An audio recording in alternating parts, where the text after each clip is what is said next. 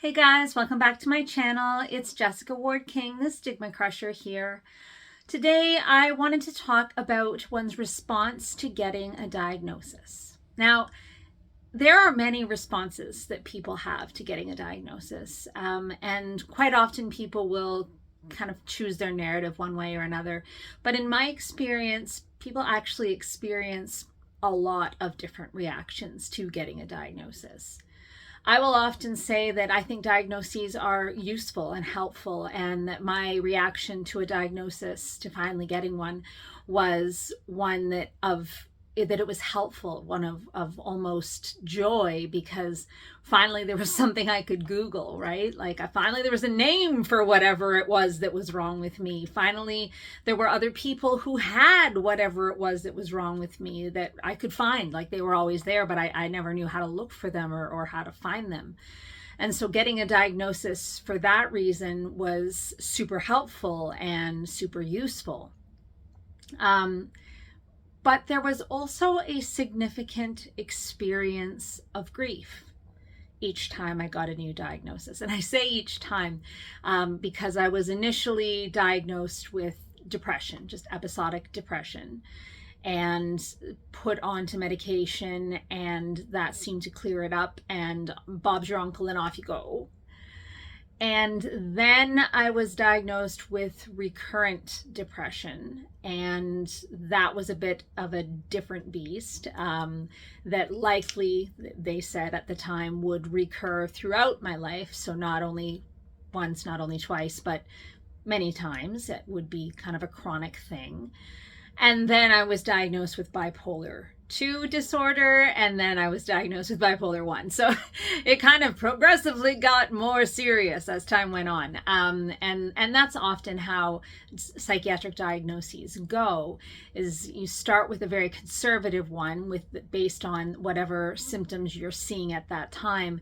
And as the symptom complex becomes more clear, diagnosticians or your psychiatrists or psychologists get more data, it becomes clearer that, oh, well, what we thought was going on that was this one, simpler thing is actually this more complex thing, or this two things or several things all stuck together. And because psychiatric diagnostics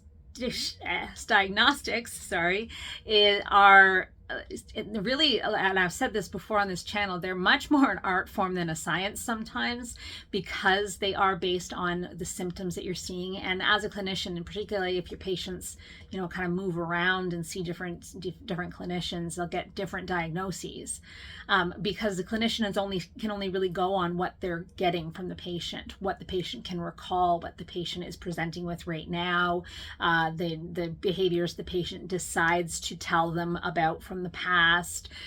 So really they can only go with the best data that they have. And they can fit it into the best knowledge that we have at the time based on our diagnostics and statistics manual. And I've mentioned this on the channel before too, the DSM changes edition like it changes underwear. So we're now on the 5th edition with the first text revision. So we've had many editions and text revisions at this point. And so each time the diagnostic criteria change a little bit, and therefore a person's diagnosis might change a little bit too. And so it's all very complex. And so getting a diagnosis in psychiatry it's never like you're standing on terra firma. It can feel like you are, but in reality, you're not. And because we don't have like blood tests for these things, we don't have brain scans for these things, it's not like finding a tumor or diagnosing a bacterial infection. Like I just recently had pneumonia, and a test came back. They had found the bacteria in my bodily fluids, and that's the bacteria I had, and I had pneumonia, end of discussion. Even though my presentation wasn't traditional, that it was there was the bacterium, that's what I had. And we don't have that in psychiatry at all. So getting a diagnosis, even though it can feel like, yes, now I know what I have, I know for sure what I have, it's not the case. but going back to this feeling of grief that I've experienced, and I've experienced each time. Grief is a response to loss in life. And we usually think of grief as a response to loss of a person or a beloved pet, maybe a beloved item, or it could be even of status, or of, it could be loss of really of anything. And so I kind of sit and I was thinking to myself when I was preparing for this video, I was like, what is the loss that I've experienced that has caused me grief? And you know, it's been a little bit different each time.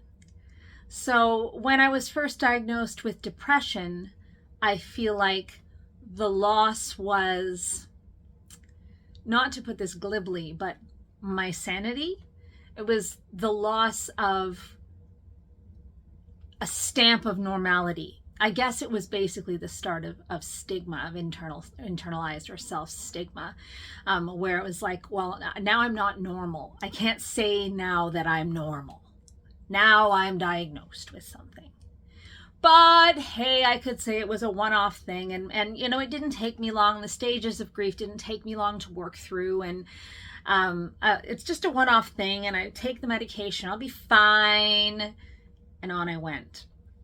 And when I was diagnosed with recurrent depression, and that it was going to be more chronic, and that it was going to last my whole life, and that I might be, you know, needing medication or therapy or whatever for my whole life, then there was real grief. There was some real wrestling with grief and those stages of grief that we hear about. And what I was grieving that time, I think, was really, it was like, wow, now, like, for my whole life, I'm going to have to deal with this. Now there's going to be things that I have to change about the way that I live my life, potentially. And I started to grieve a little bit, I think, for the loss of what I thought my life was going to be like.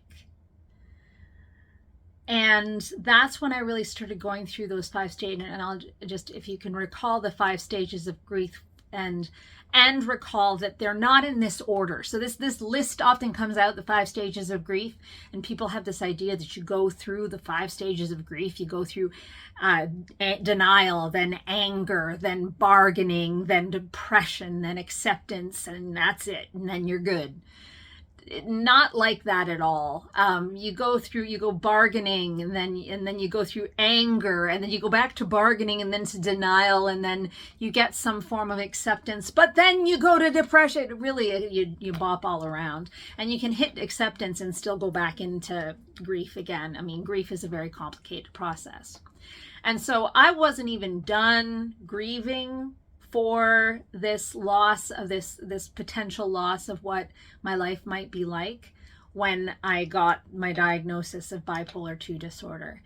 And I think that's the one that hit me the hardest, because there's one thing to have depression in my experience. This was just my experience, right? Like, I'm not trying to say that this is the case in life, but in my experience, there was one thing to having depression. Lots of people have depression. We talk about depression a lot. We see, you know, depression on TV. There's movies on depression. People are happy to talk about depression and anxiety. It's like a thing, okay?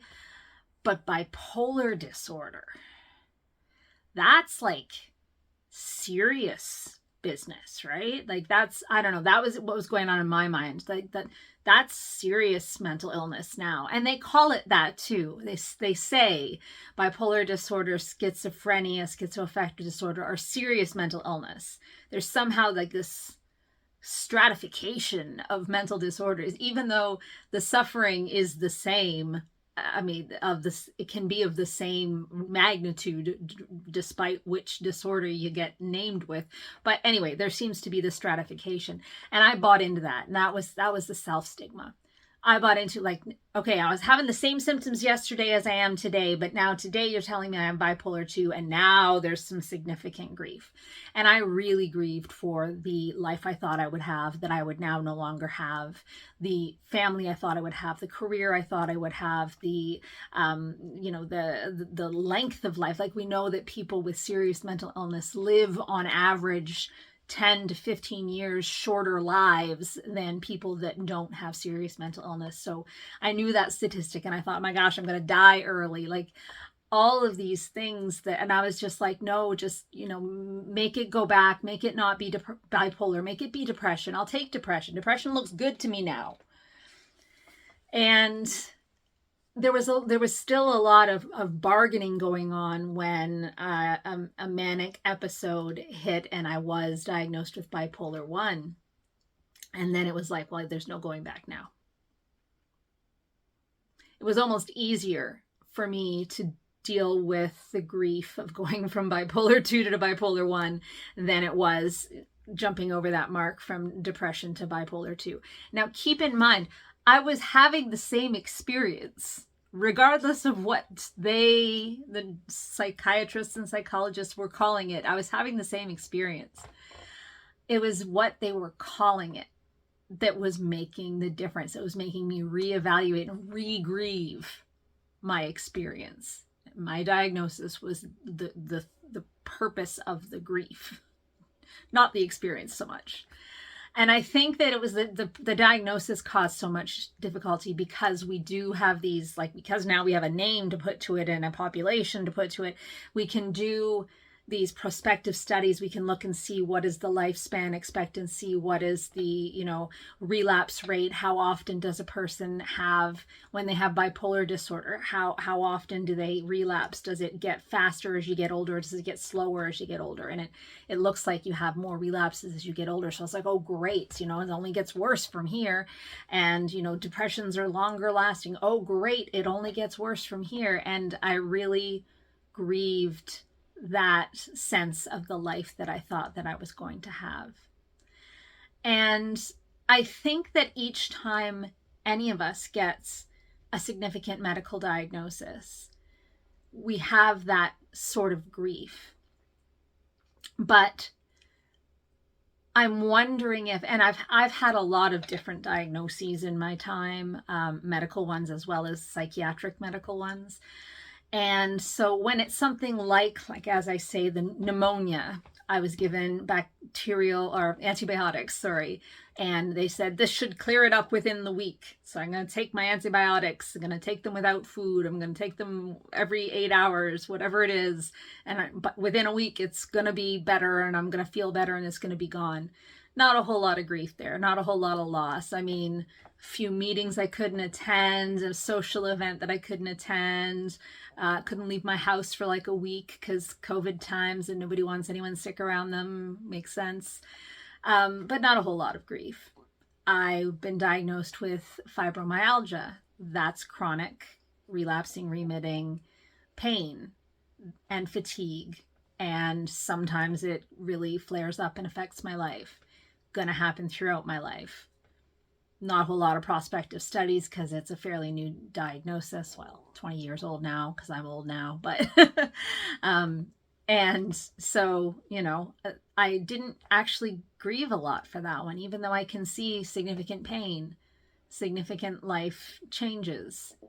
What really stopped me in my tracks was were the psychiatric diagnoses and their effect on my sanity. I'm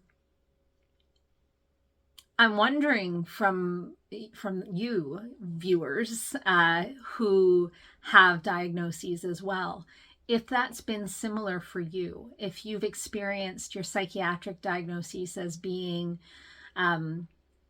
somehow more profound in terms of grief and loss than your other medical diagnoses. I'd love it if you could comment down below and let us all know how you've experienced yours. And whether you've experienced the positive effects of getting a diagnosis along with the negative effects. Now, I mentioned the positive effects at the beginning of this video and then talked for forever about the negative effects. I still am very, very pro-diagnostics, and I'm very glad that I have my diagnosis and that I I feel it as though it's part of my identity, even though I know it's on shifting sands, that, well, these are the kinds of symptoms that I experience, and this is the kind of, the kind of future I can expect. Even though I've had to grieve it and I've had to go through, and I get to acceptance, and then honest to good God, I go all the way back to anger and denial and bargaining, but I'm still glad that I have it. And so I'm very much pro diagnostics, but still do experience the grief and the loss. So I'd love to hear from you, how you experience your diagnosis, and I will see you in my next one. Take care, guys. Bye. Stigma Crusher.